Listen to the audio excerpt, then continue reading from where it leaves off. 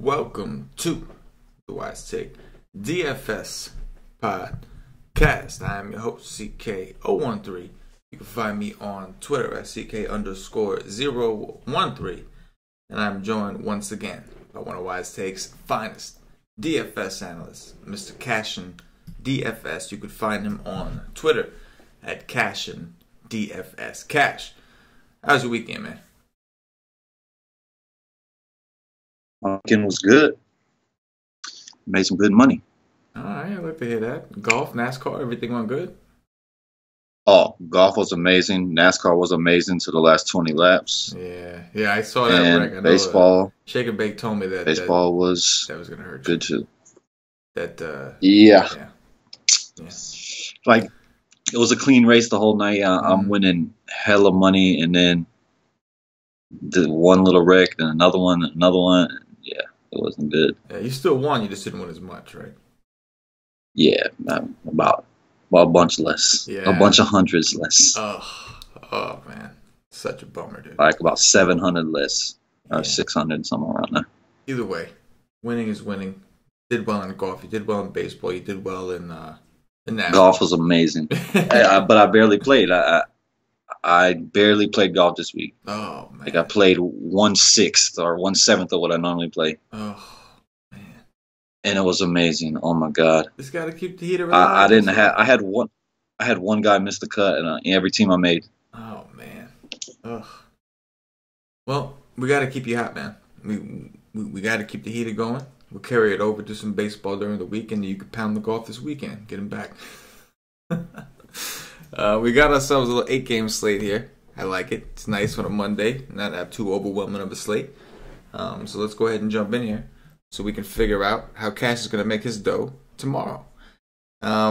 First game, we got Ryan Yarbrough, the lefty from the Tampa Bay Rays, visiting Eric Skoglund, the lefty from the Kansas City Royals. Total here is 9. Kansas City minus 120 at home. I do believe that we have some weather. I'm seeing the heavy rains.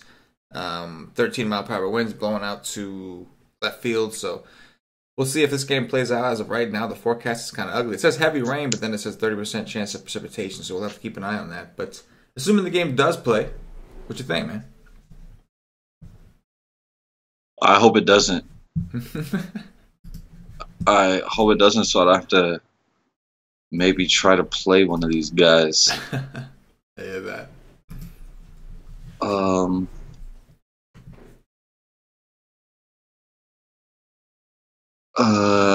I mean, I've played Scotland 2 starts in a row. One of them was decent against Baltimore.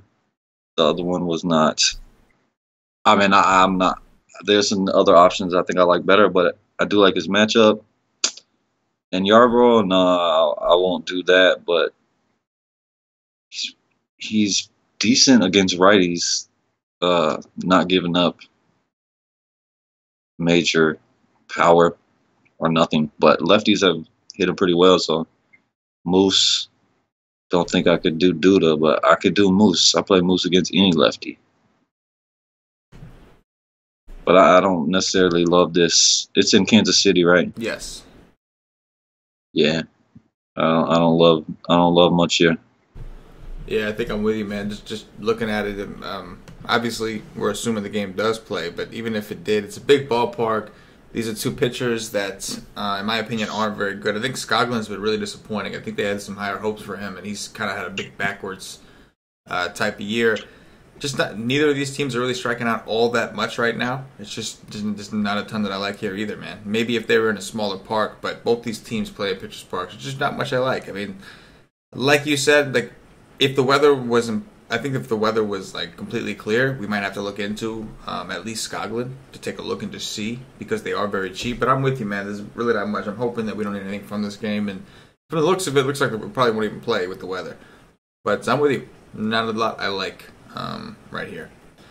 Moving on to the next, we got Wade LeBlanc, the lefty from the Seattle Mariners, visiting Jake Odorizzi of the Minnesota Twins. Total here is 9.5. Minnesota minus 114 at home. 67 degrees, 73% humidity. No real wind impact. What do you think? LeBlanc at 4K It's interesting, but I would rather stack the lefties against him. Like I get another guy that gives up power to lefties, and that means all my Minnesota lefties will be low owned. And they've done me well when I've stacked them recently. Dude gives up over 200 ISO to lefties. I mean, he got a small sample size versus everybody, but I think I could stack up the lefties again for Minnesota. I could also pitch this kid at 4K. Yeah, I mean, that's for damn sure. I could pitch him at 4K. And then on the other side, Jaco DeReezy he's just not for me. I think he really blows. And I could definitely go against him. It sucks that Cano broke his hand today, but Haniger, Cruz, Seager, Zanino is a home run waiting to happen every day. Healy, just all of them. I could play all of them because I think Odorizzi is not very good.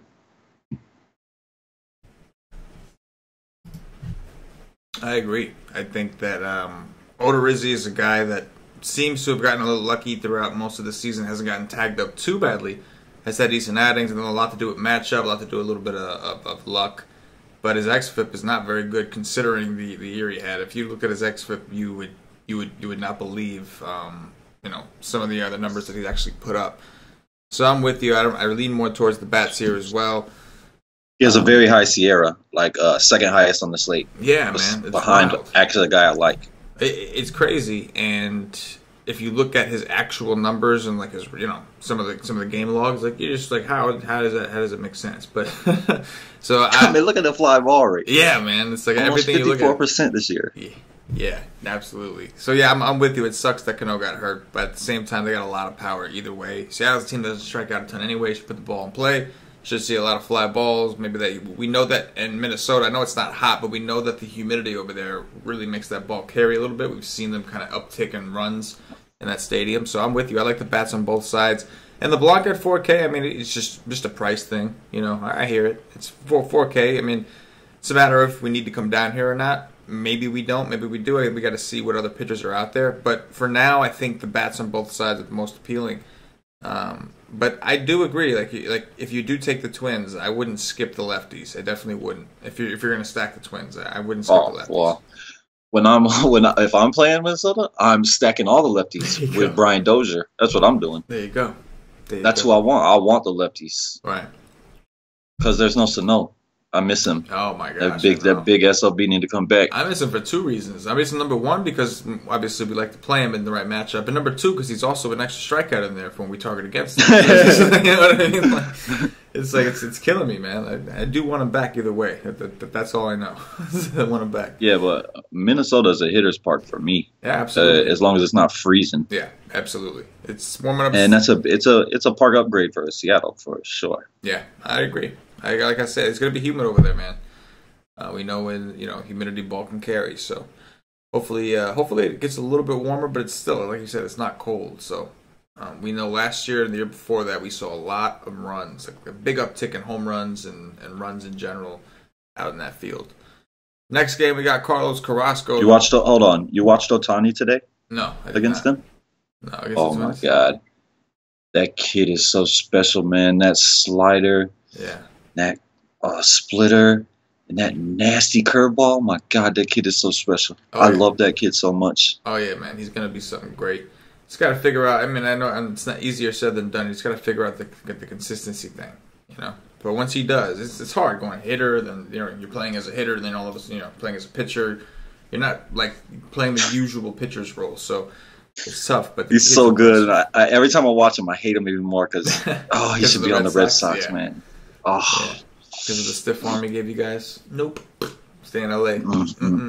LA, big city of dreams, No, I hear you though. If I found out my team was supposed to get him and didn't, I'd be a little heated about that too. Seeing how good he is, man. Dude is bad. And imagine him hitting in fucking Fenway. Imagine that. Yeah. That would That be little totally short part of porch it. over there. He'd be the next big poppy. Yeah.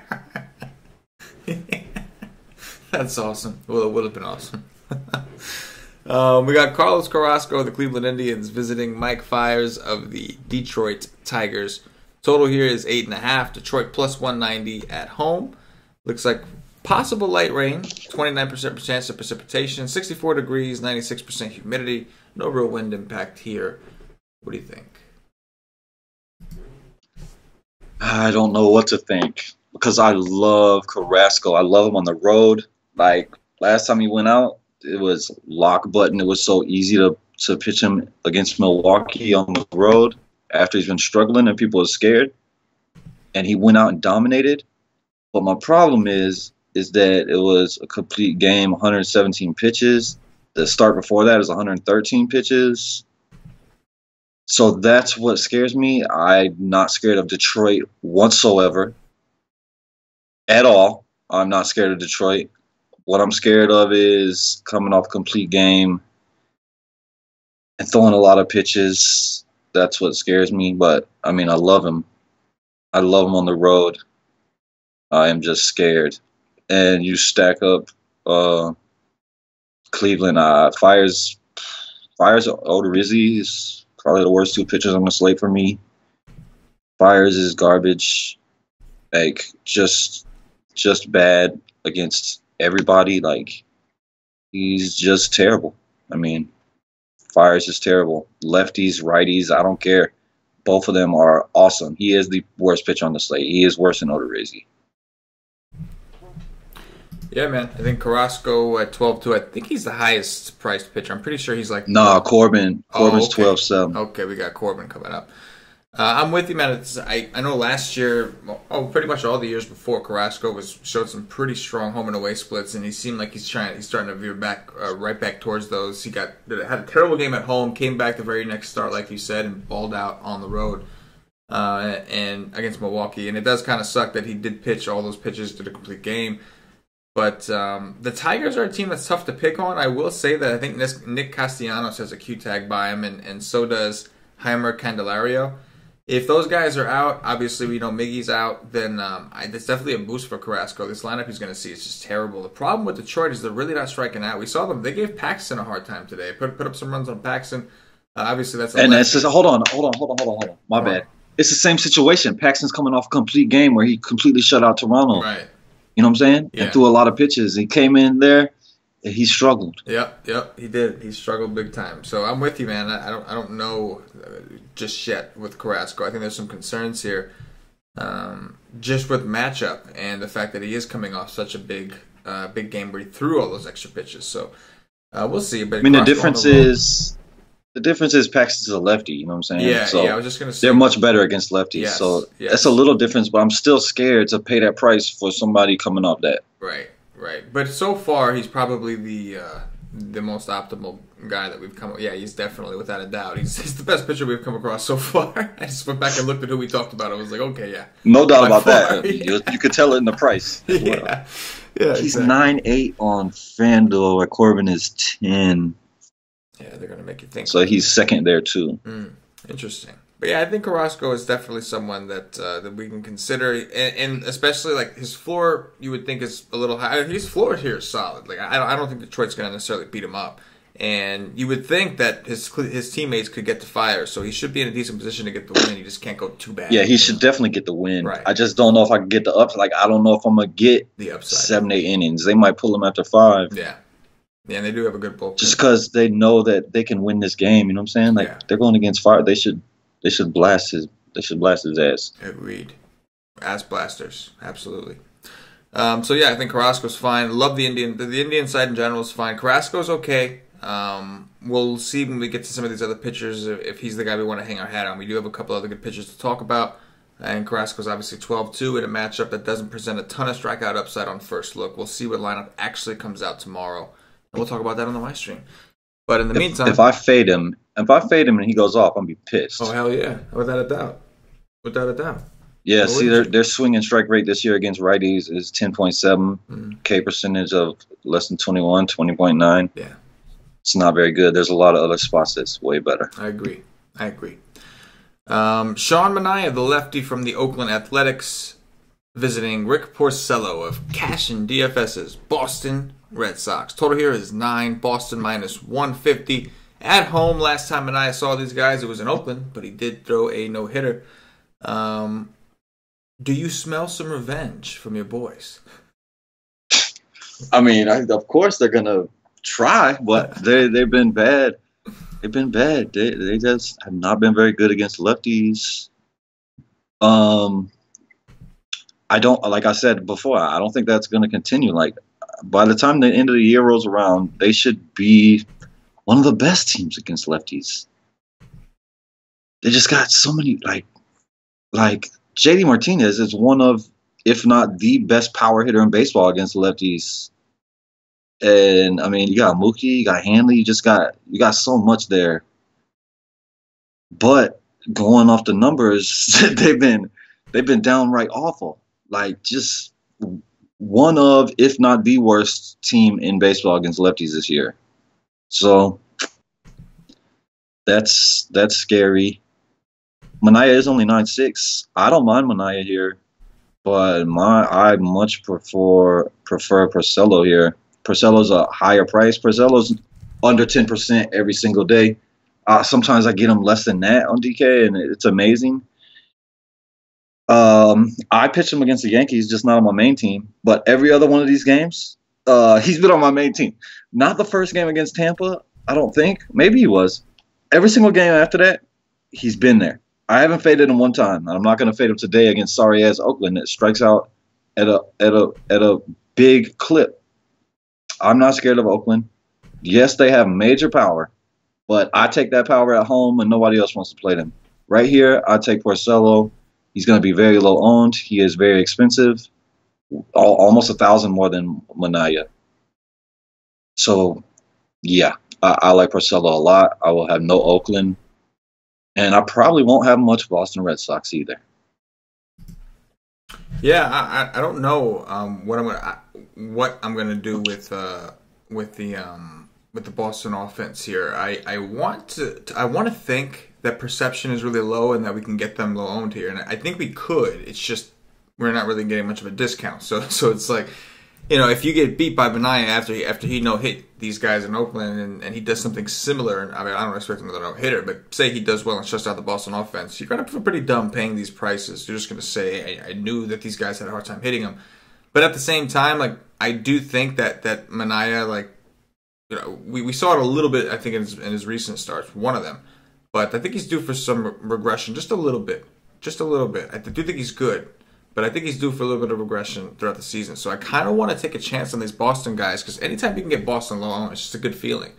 And even if it doesn't work out, I just feel like I'll just take my chances, get a good offense, lower owned. So I want to dig in and see what the perception is. But I would think the perception is kind of lower on the Red Sox in this matchup, and that interests me.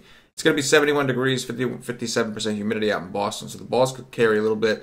I'm not really interested in Porcello this matchup, mainly because, number one, they're playing in Boston. Looks like it's some decent hitting conditions. And number two, there's a couple of the pitchers in the later games that I think I prefer, a few of them actually.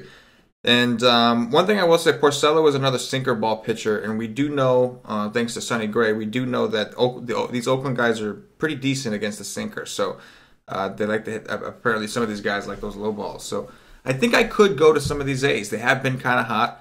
Porcello, while he's doing well by limiting his hard contact, not necessarily by getting more strikeouts. So I agree with you, though. Porcello he is a strikeout. He is a guy capable of getting you the strikeouts you need. And the Oakland A's are capable of striking out. But I do think with the ballpark boost for Oakland, I want to take advantage of that, a team that normally plays in such a huge park. And I think I'm going to take a little bit of these A's. No, I mean, I agree with you. But my thing, I played him every day, so I'm up. Yeah. I'm winning. You know what I'm saying? Yeah, and I'm going to continue to play him until he goes out and screws me. It's like I didn't against the Yankees because I was scared. It's like you have a separate account of winnings from just Porcello, and you're just going to keep using those winnings until he starts to like run it out a little bit. Everybody thinks like you. That's why he's low owned every day. I get him low owned every day. Oh yeah, no. And it's amazing.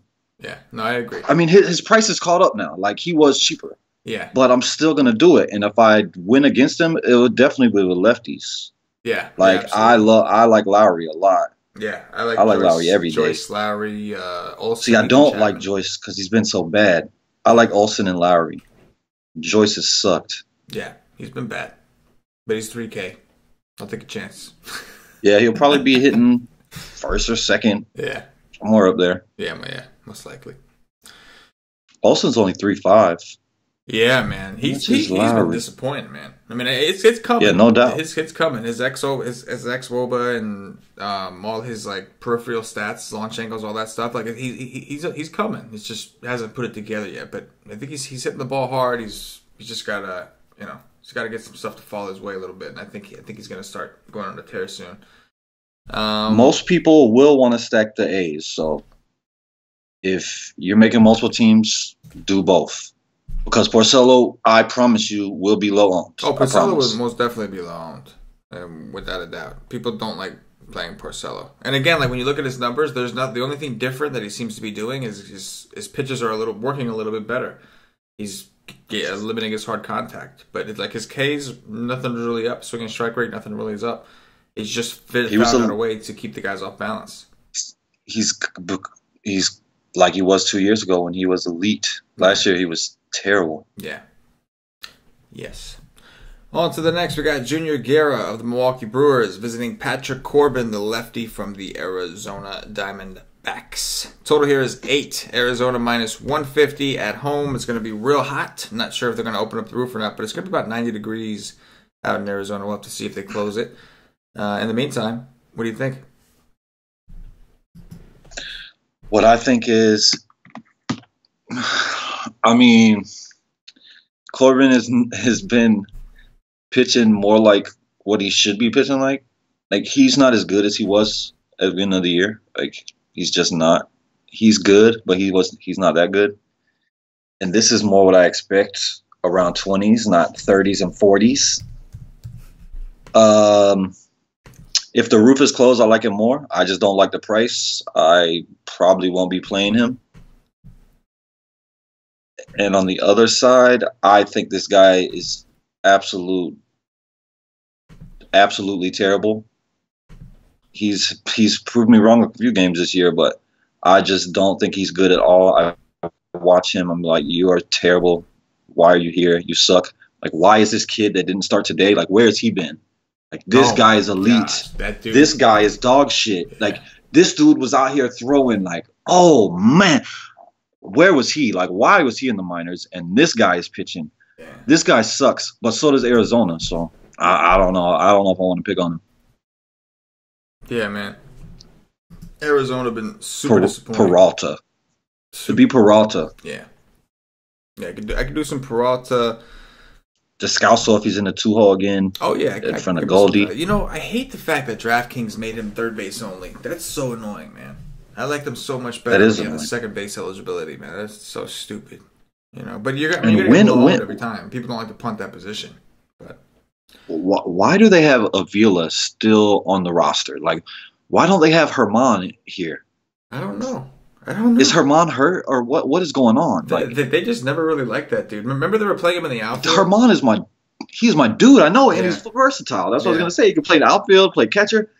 Like, Herman can actually hit at the plate. Avila is terrible. He strikes out every time he steps in the box. His strikeout rate this year is ridiculous, like 40% or something like that. Something crazy. It's just an instant out. Every time he touches the box, it's an instant out. And Herman is just nowhere to be found. I don't know. It pisses me off. I think this is the game. And what else pisses me off is he changes his lineup every day. Oh, yeah. Like, how is a kidder supposed to get comfortable? Yeah. Like, besides Peralta, Goldie, and Pollock, the whole team is different every single day. They're never in the same hole. Yeah. It's crazy. Yeah, no, that's true. It is. They're winning though, so. They're winning, but like they're sucking so bad offensively. It's so crazy. It's like they don't deserve it. Maybe it's because you switch their freaking place in the order every day. Feng shui, is that what they call that? When you move furniture around and shit. Yeah, crazy, I'm hoping the D-backs wake up here. I think they can. Pollock has been so disappointing. I mean, I'm not Pollock. I'm sorry. Goldschmidt has been so disappointing, man. But I think he can pick it up. I'm expecting some positive regression coming for a lot of these D-back hitters. I think this is going to be the first game Steven Souza goes yard, man. We know he's better. I was about to say, right? Yes. This is I was about to say, I happening. kind of like him. This is happening. I do like him. Corbin's okay. He's super expensive. I'm a little uncomfortable with that. If you want to do the Coors effect thing, it didn't work so well for Jose Barrios. He got his ass handed to him by the Angels who came out of Coors. If you want to play the Coors narrative, oh, the Milwaukee's coming out of Coors, I think you can, but it's kind of dry over here, and there's still some altitude, so there's a chance that they're still in these positions. But I'm with you. Patrick Corbin was pitching a little bit above his head. His BABIP is still extremely low, which is concerning. He's still been a little lucky, but we have started to see his numbers kind of go down. He's still okay. I think his floor is decent, but we're not seeing those dominant 30 and 40 DraftKings point performances that we saw at the beginning of the year.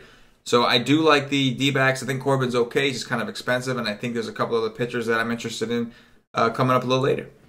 If you're not going to play Corbin, I do think you can get the Brewers low owned, and they have some decent lefty matchers on this Yeah, team. like Braun.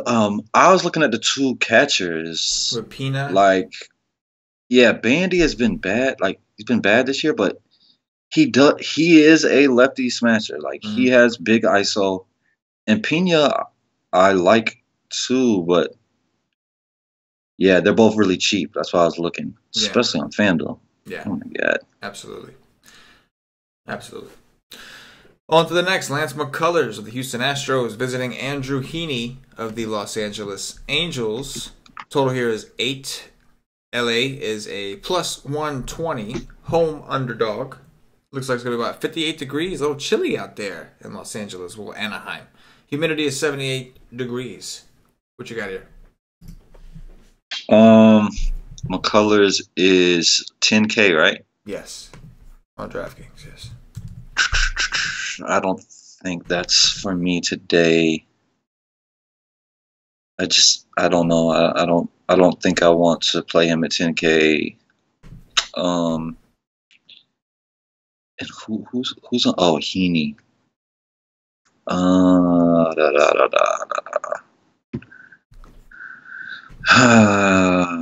Yeah, I don't think I want him either.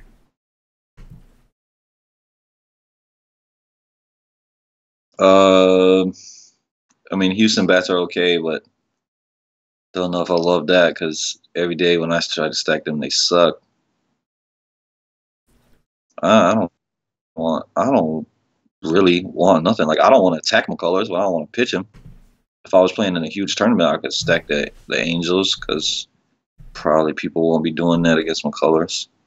But I don't love none here. I'm with you, man. I'm trying to look over just a couple stats, and I'm not liking what I'm seeing either way. Like Heaney throws a lot of sinkers. Houston has decent number against the sinkers, but nothing over the top. It's a big ballpark, and their whiff rates are really low. So I think that Heaney's going to have a hard time striking some of these guys out. I love Heaney. I mean, he's a great tournament option, like normally, and in the right matchup because he can get bombed, but then he can strike a lot of guys out.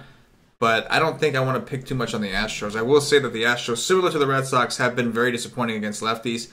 But I think that's going to change. Like, it's just the same thing as the Red Sox. Like, that's got to change. Like, if you look at Correa and Altuve, some of these guys' numbers, like, they were better slightly. They were good against everybody, but they were slightly better against lefties last year. So, like, you know that trend is going to pick back around. It just hasn't just yet. But big ballpark, two pitchers that I think have K upside, but two teams that don't really strike out. I think I'm with you. I really don't want much from here. It's also going to be a little chilly. You know, like, I don't know. Just don't think I really want anything.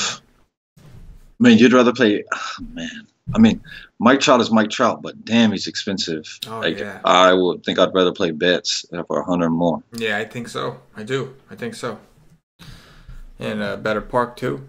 Yeah. Wow, it's going to be chilly all over California. How about that? Oh. Shout out to Patio Joe's. It's going to be cold. Johnny the Greek, too, man. You got some guys out there in Cali. It's going to be a little chilly out there. Here we go. Tyler Anderson, the lefty from the Colorado Rockies, visiting Joey Lucchesi, the lefty from the San Diego Padres. Total here is 7. San Diego minus 112 at home. 59 degrees, 81% humidity. Another chilly ball game in a large park. What you got, Cash? I love Lucchesi. I loved him before he ever threw his first pitch. He's dominated. Well, he dominated them in Colorado. He pitched very well at home against them in back-to-back starts. They just had a minor leaguer come up and completely embarrass them. Like they didn't know what was coming. This kid just made them look totally stupid. And I love Lucchesi. I think he's really good. No Colorado for me. Arenado, I hope he's popular because it's a lefty. No, I don't want nothing from them. Tyler Anderson, I don't know. I mean, he's been decent against Padres too, and he's 7.5. I hope he's popular. Like everyday pitchers are popular against them, and I will take the 254 ISO. Oh my God, yeah, he's a reverse for power too. You got a 216 ISO to righties, 254 to lefties. You can give me some Villanueva. I will take that gladly. Perella, yeah. I like Janikowski. He's hot since coming back. He's fast. He'll steal bases. I don't like Tyler Anderson. He's been decent this year, but I know he's going to be chalk, and I will pass gladly, and I will stack against him on a team somewhere. Yeah, I think I like both pitchers in this matchup. I prefer Lucchesi. Colorado is super bad against lefties in terms of strikeouts. I know they can hit them well when they're hitting them, but I think they're fifth in the league in strikeouts to lefties, 25.9% this year. Definitely like Lucchesi a lot. And I can play Anderson. I mean, he might be popular. I guess just because it's the Padres, but he's done decent against them so far. He's only 7.5, and that's kind of a mistake on DraftKings. They probably should have raised him up based off his recent performance. He's a guy that doesn't do well against teams that don't strike out. He could do okay against teams that do. He's had good games against the Cubs. He's been impressive away. It's a big ballpark, and it's going to be pretty cold out there, so I don't think it's going to be a good hitting environment out in the West Coast at all in California. So I'm with you. Tyler Anderson as chalk doesn't sound like fun. If I get the feeling he's chalk, it's going to obviously lower my want for him in GPPs, but at the same time, 7.5, I'm going to have some. Gonna have me some, but I'm with you. I prefer Lucchesi. He's the guy I really like. Lucchesi's my favorite pitcher on the slate. Without a doubt. He's mine too. Yeah, and he's got to be chalk. Like he's way too cheap. Just like Weaver the other day. Like Weaver was instant chalk, and he should have been. And it was easy fade for me. Just like Tyler Anderson would be an easy fade for me. Yeah, but they have the highest K percentage on the slate versus the hand they're going against. 25.9. That is the highest K percentage on the slate. Yes. Sal Romano of the Cincinnati Reds visiting Chris Stratton of the Freaks, San Francisco Giants. Last game on the slate. Total here is 8. San Francisco minus 137 at home. And again, going to be chilly. 58 degrees, 76% humidity.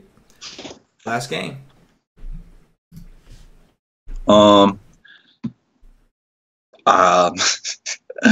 Romano is my favorite cheap pitcher on the slate. He's my favorite pitcher on the slate underneath Lucchesi.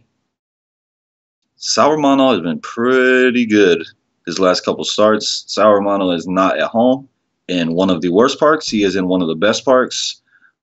Sal Romano just dominated your Mets. These Giants suck. I don't care what nobody says. The Giants suck. They strike out at a very big clip. They will continue to suck. They're at home. I'm worried about one bat and one bat only, and that's Belt. Give me Sal Romano. Give me Sal Romano at barely any ownership at 5.3. Please, I'll take it. I'll take it all. Appreciate it. And I don't want no Reds bats against Stratton either. I don't think the Reds have enough power to get it out of here. Maybe Scooter because he's hot right now, but I don't know. I don't want to stack against Stratton right here, but I would much rather stack Reds than Giants. I will be playing Sal Romano. Guaranteed. Sal Romano at 5.3. I'm with you, man. Giants returning home from an East Coast road trip. We know teams typically can be a little sluggish to start. It's a big ballpark. It's going to be chilly. It's going to be colder than a lot of these games they played on the East Coast. So the signs do not point so well for offense in this game as is, especially not for the Giants. So I think Romano's fine at 5.3. I don't necessarily know if you could expect the same exact output against the Mets. The Mets are particularly struggling more than any other team I think out there right now. But I do think you can expect something similar if he's on his game. Just because, like you said, big ballpark, not a very good offense, cold environment, good for pitching. I'm with you. I think Sal's definitely in play at 5.3 as an SP2, especially if you are trying to load up on bats and also fit in the Carrascos and the Corbins and all that kind of stuff. And Stratton is interesting at 5.7. Just don't really like picking on the Reds all that much. I mean, he has a pretty nasty curveball, but we knew he was due for some regression, and I think we saw that a little bit in his last game. He's getting hit pretty hard. His numbers aren't great, but again, it's a good pitching environment. He's only 5.7. I think that's really cheap. I just don't love picking on the Reds. They're not a team who strikes out as much. Beginning of the year, they were the team to target, but now that they're healthy, they're like slowly sliding back down the strikeout ranks. As a matter of fact, yeah, beginning of the year, they were way up there. Now they're 23rd in the league in strikeouts to righties. Like, they've dropped dramatically. I think they walk more than any team in Major League Baseball too. I would definitely believe that. I mean, like, beginning of the season, it kind of caught me off guard. They had those injuries, and they were striking out every day. It was like crazy. But they've since everybody's gotten healthy, like Schebler and Duvall missed some time. Some of their better bats, like, they have been better, and they're not striking out as much. So I don't know. I think I prefer Sal Romano at this point because the Giants are striking out more. And this is the Giants' numbers against righties this year. Yeah. 304 WOBA. 137 ISO, which is I love. 11.2 swing and strike rate. 25.8, right behind Colorado at 25.9. 25.8 K percentage against righties. Yeah, they're fourth in the league in strikeouts to righties. The Giants, man, fourth in the league. Yeah, and they strike out the lefties too. The Giants strike out everybody. Just play pitchers against any pitcher that is halfway decent, especially in San Francisco. I'll be attacking them all the time. Yes. I will attack them with Harvey. I will attack them with Tillman. I mean, Tillman might be the worst pitcher in the world. I'll attack them with anybody. I don't care who it is. I don't think I can play Tillman. I think some of those other I'll do it. There's a lot of guys in San Francisco. I'll play any pitcher. I don't care who it is. I can't do it, man. I can't play Tillman and look myself in the mirror, man. I just can't. Oh my God, that guy is so terrible. Yes. Oh yeah, and by the way, Baltimore Orioles have woken up they went ham today. It's been like 3 or 4 days in a row. Yes, they did. They have. I think it's about time that we acknowledge that they did. They seem to have woken up. We'll see where it goes. We knew it was going to happen eventually. Started to lose hope a little bit, but they did. They destroyed Blake Snell. Trumbo came back. Trumbo came back and gave him that boost, man.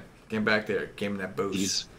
He ain't really done much, but he's just a major bat. Like that's a bat you better be scared of. Oh yeah, that's a bat that'll change the pitcher's approach to a team. It changes the approach to the lineup. Like, oh, he's in there now. All right, Before we do the top threes, I'm gonna remind everybody, if you haven't already, check us out at wisestake.com. I don't know what you're waiting for. Come see what we're all about. You can get a day pass for MLB access. That's one full day of MLB access for $2.50. That's it. $2.50.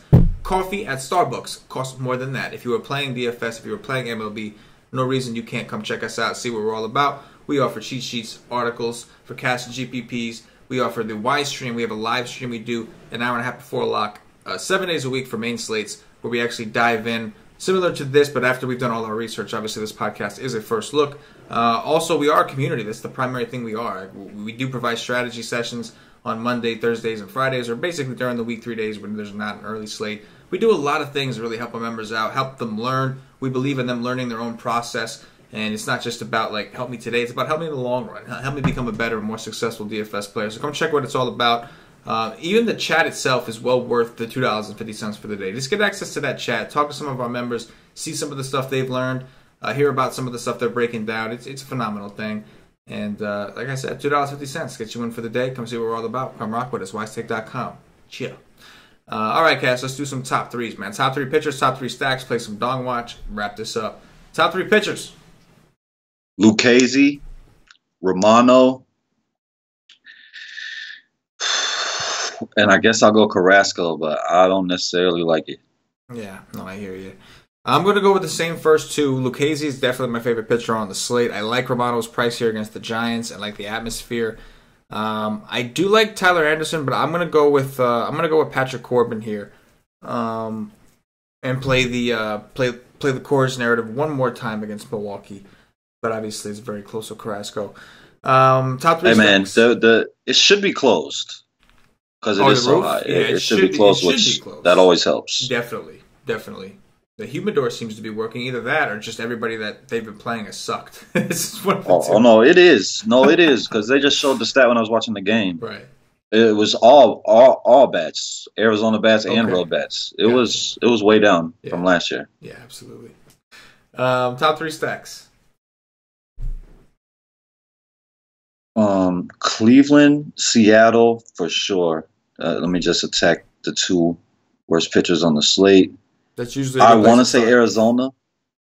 Yeah, I want to say Arizona, but they just I hate this guy. I think this guy sucks. They just hasn't been great. So I'll go with some Boston action and hope they get to Manaya, but that's scary. It's scary. It is. It's scary. I agree. I will go with Cleveland as well. I will go with the Oakland Athletics, and then I will go with the Arizona Diamondbacks, thinking that they finally wake up here against Junior Guerra. The only problem with picking on Milwaukee is their bullpen's decent, man. They got some guys back there. Like they have some guys they got some guys that can throw out when they're just looking to eat innings that can get blown up. But when they want to be competitive, they have some dudes, man. They do. They got a closer. Oh my gosh, yeah. They got a closer. That dude's name Hader. They got special. That's his name, right? Yes, they got special. Yeah, he is. He's very good. He's like the big hurt. Big hurt. I meant the big hurt, the big unit. Big unit, Randy Johnson. Yes, yes. That's appropriate for the Arizona too. That's exactly who he reminds me of. Yeah. His little skinny toothpick ass. But he slang that ball, man. Dong watch, man. Infielder, outfielder, utility. You get the first pick. Who's going deep? Villanueva. I will go with all the talk about Matt Olson. I'll go with Matt Olson. Just gonna throw it out there. JD Martinez, back to back, 2 days in a row. I like that. I'm going Mookie Betts. I'm thinking Mookie gets there. That's 5.8 price tag. Damn, he better hit 2. Yeah, he's expensive. That's for sure. So, yeah.